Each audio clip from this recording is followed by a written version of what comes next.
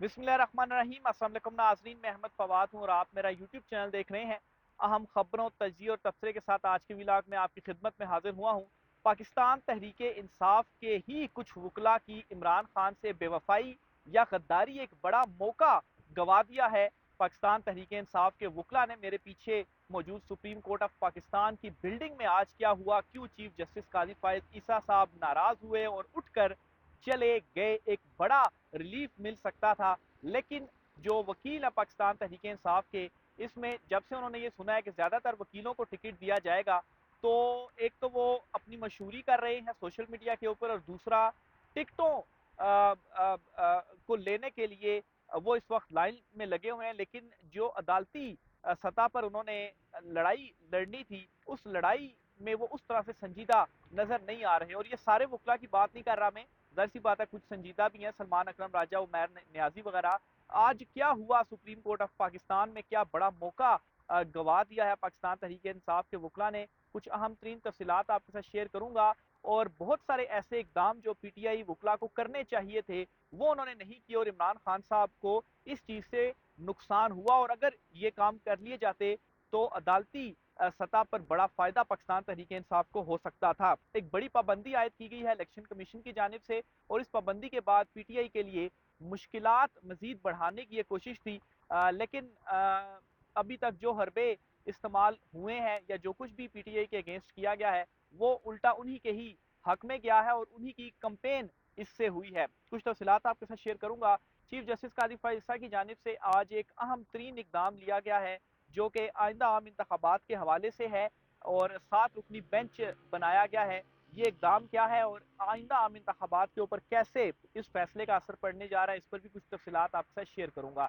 सबसे पहले तो नाज़रीन आज आपको बताता चलूँ कि कागजात नामजदगी छीनने, जमा ना करवाने और फिर उसके बाद मुस्तरद का लेवल प्लेइंग फील्ड ना देने का जो सारे का सारा मामला था, वो पाकिस्तान तहरीक इंसाफ ने सुप्रीम कोर्ट ऑफ पाकिस्तान में एक दरख्वास्त दायर करने का फैसला किया था। और आज हुआ भी यूं ही कि सुबह जब अदालत लगी, चीफ जस्टिस काजी फायद ईसा साहब छुट्टियों के बाद अदालत में आज उनका पहला रोज था, और नए साल का भी आज पहला रोज था, और नए साल की पहली जो समात थी वो आज चीफ जस्टिस काजी फायद ईसा साहब की जानिब से मुख्तलिफ जो आम नोयत के मुकदमात थे वो सुने गए। इस दौरान पाकिस्तान तहरीक इंसाफ के जो वकील हैं शुएब शाहीन साहब, वो अदालत में मौजूद थे। और जब मुकदमात ख़त्म हुए, यानी कि जो रूटीन केसेस थे कासिस के मुताबिक वो ख़त्म हुए, तो आखिर में शुएब शाहीन रोस्टम पर आए और उन्होंने काजी फायद ईसा साहब से ये कहा कि लेवल प्लेइंग फील्ड की दरख्वास्त है, तौहीन अदालत में हम आए हुए हैं और ये चीज़ें हमारे साथ हुई हैं, हमें बात करने दी जाए, अहम मुद्दा मैं उठाने चाहता हूँ इस अदालत के सामने। तो इस पर चीफ जस्टिस काजी फायद ईसा ने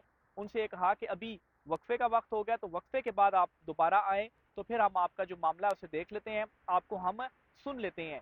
तो वक्फा कर दिया गया, और आम जो कोर्ट की टाइमिंग है सुप्रीम कोर्ट में 11 से 11:30 के बीच वक्फा रहता है सुप्रीम कोर्ट ऑफ पाकिस्तान में।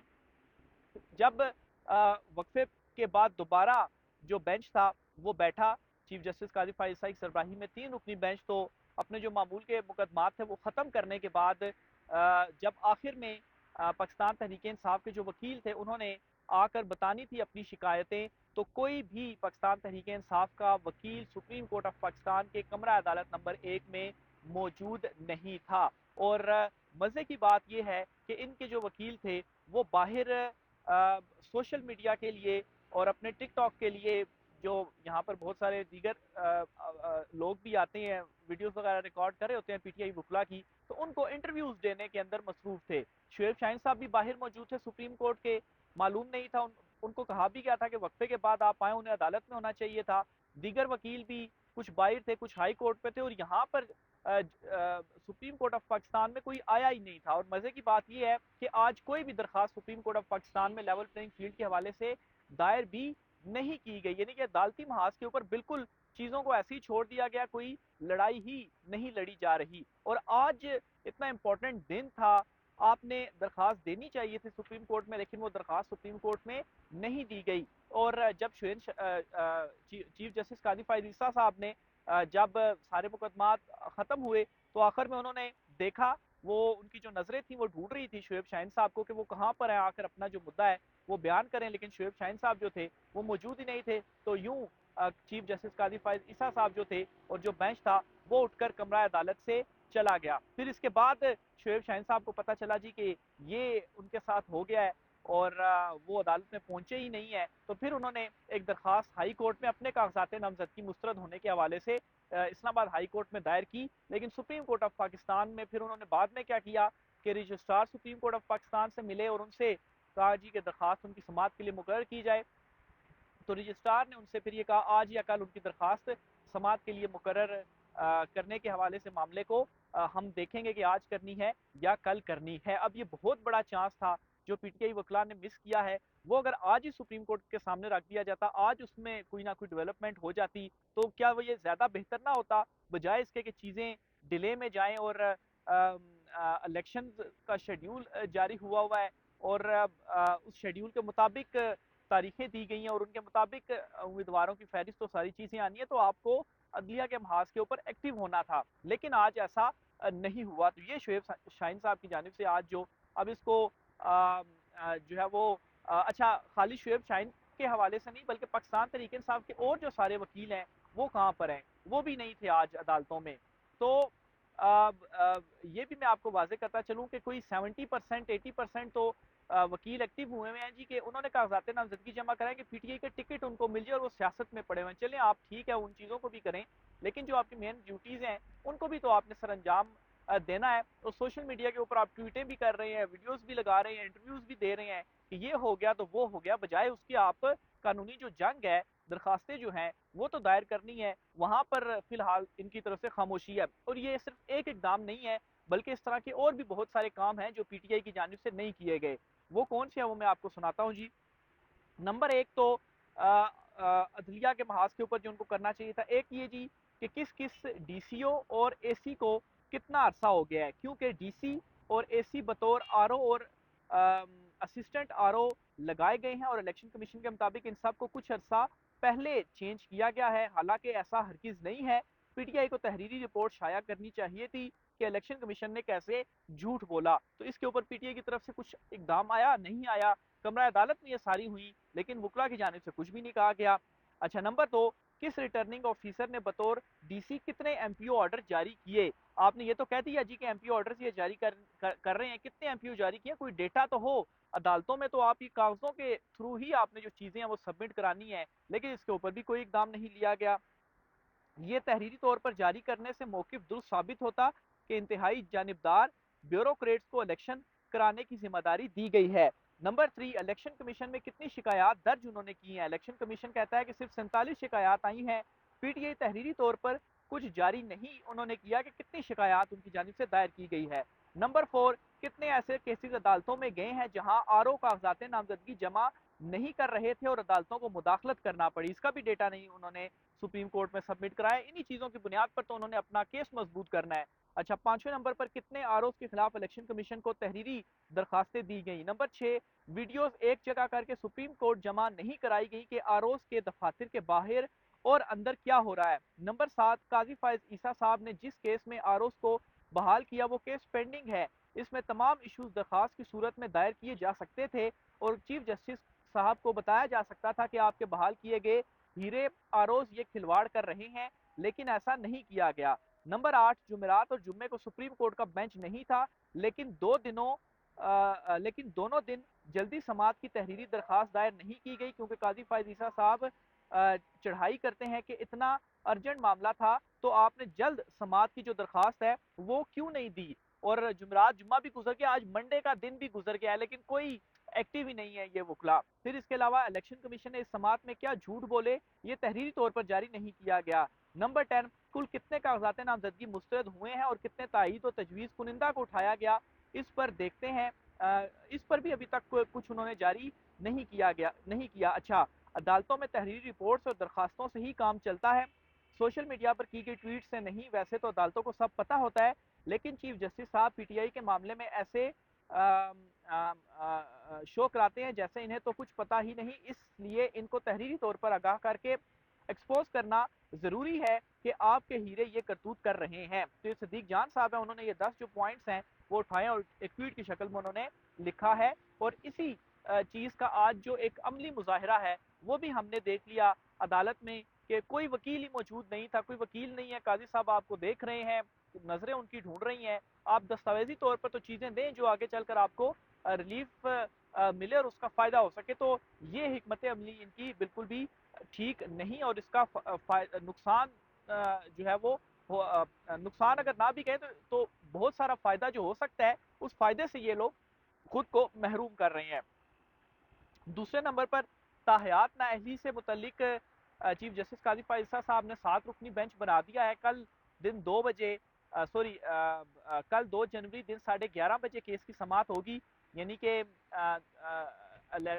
जब इलेक्शन एक्ट में तरमीम की गई और उसमें ताहयात नाअहली की बजाय 5 साल मुद्दत कर दी गई, तो फिर सुप्रीम कोर्ट में एक नाअहली का केस आया, तो फिर उसमें ये डिसाइड किया गया कि एक बेंच बनाया जाए और वो इस तजाद को ख़त्म करे कि नाअहली की मुद्दत कितनी होगी, आया वो ताहयात होगी या वो 5 साल के लिए होगी। तो इसी मामले को सुनने के लिए काजी फायद ईसा चीफ जस्टिस साहब ने 7 रुकनी लार्जर बेंच बना दिया है, जो कल समाअत करेगा। इस 7 रुकनी लार्जर बेंच में चीफ जस्टिस काजी फायद ईसा साहब खुद होंगे और वो सरबराही करेंगे इस बेंच की। दूसरे नंबर पर जस्टिस मंसूर अली शाह होंगे। तीसरे नंबर पर जस्टिस याहिया अफरीदी होंगे। चौथे नंबर पर जस्टिस अमीनुद्दीन खान। पांचवें जज जो हैं वो जस्टिस जमाल खान मंदोखेल। छठे जज जस्टिस मोहम्मद अली मजहर और सातवीं जो जज हैं वो जस्टिस मुसरत हिलाली।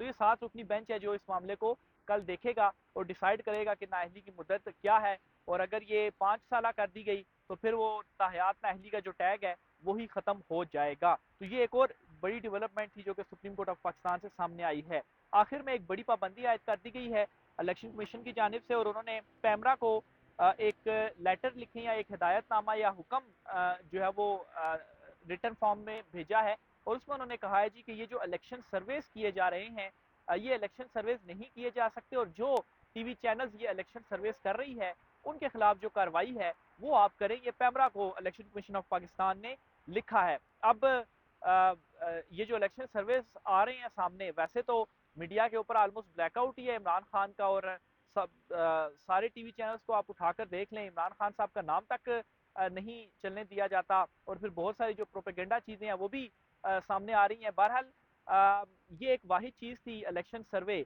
जो आप हल्कों में जाते हैं, आवाम से क्वेश्चन करते हैं, और सारे के सारे सर्वे पाकिस्तान तहरीक इंसाफ के हक में आ रहे हैं, इमरान खान के हक में आ रहे हैं।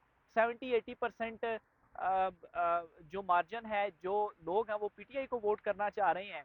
तो इससे भी एक बयानिया बन रहा था जी कि अवाम में तो पीटीआई मकबूल है, इमरान खान मकबूल है और वही इलेक्शन जीतेंगे, और एक दबाव भी बढ़ रहा था। तो उसके बाद ये जो लेटर सा है ये लिखा गया पैमरा को कि कार्रवाई की जाए।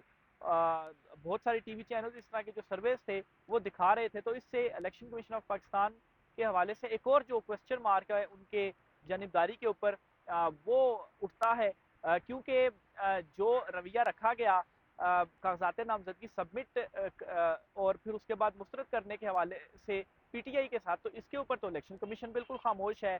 लेकिन इस मामले के ऊपर फटाफट नोटिस लेके हुए ये जो लेटर्स है वो लिख दिया गया है पैमरा को कि अब आप कार्रवाई करें, और अब आप देखेंगे कि कार्रवाई अगर होती है तो फिर कोई ये सर्विस भी नहीं चला पाएगा। तो इस हद तक जो चीज़ें हैं वो की जा रही हैं, और इससे एक और चीज़ भी सामने आती है कि जो दबाव है वो किस हद तक ताकतवरों के ऊपर बढ़ता जा रहा है कि वो इस तरह के भी जो इकदाम हैं वो कर रहे हैं। फिर इसी तरह से कागजात नामजदगी चैलेंज करने का आज से आगाज़ हो गया था, ट्रिब्यूनल्स बन चुके हुए हैं। तो आज इतलात ये सामने आई, वीडियोस भी कुछ सामने आई कि पीटीआई के जो वकील हैं कुछ, जो कि ये चैलेंज कर रही हैं कागजात नामजदगी जो उनके मुस्तरद किए गए हैं, बहुत सारों को तो रोका भी जा रहा है और चैलेंज ही नहीं करने दिया जा रहा। तो ये एक और नई चीज़ का सामना कर रहा है, पड़ रहा है पाकिस्तान तहरीक इंसाफ को। लेकिन बहुत सारे लोग अपीलें दायर करने में भी कामयाब हो चुके हैं। बहुत सारे अहम रहनुमाओं की जो अपीलें हैं वो दायर कर दी गई हैं, और उसके ऊपर इलेक्शन ट्रिब्यूनल ने जो नोटिस हैं वो भी इशू कर दिए हैं। तो इसका टाइम तो 3 तारीख तक है, 3 तारीख तक अपीलें दायर की जा सकती हैं, और अभी आज 1 तारीख है, आज का दिन अभी टाइम गुजर गया है, तो 2 दिन मजीद बाकी हैं। तो जिनको रोका गया है वो 2 दिन मजीद जोर लगाकर अपीलें दायर कर सकते हैं। 10 तारीख तक फैसले आने और 11 तारीख को हतमी जो फहरिस्त है वो उम्मीदवारों की जारी होनी है। हतमी तो नहीं, क्योंकि 12 तारीख को टाइम दिया जाएगा जो कागजात नामजदगी वापस लेना चाह रहा है, 13 को हतमी फहरिस्त और इंतखाबी निशान होंगे। तो बहरहाल 2 दिन अभी हैं, और फिर उसके बाद अपीलों के जो फैसले हैं वो सामने आना शुरू हो जाएंगे। बहरहाल अदलिया की साइड पर और कानूनी महाज पर पीटीआई वकला को मजीद एक्टिव होना पड़ेगा। राय का इजहार कीजिएगा। मुझे इजाज़त दीजिए। अल्लाह हाफिज़।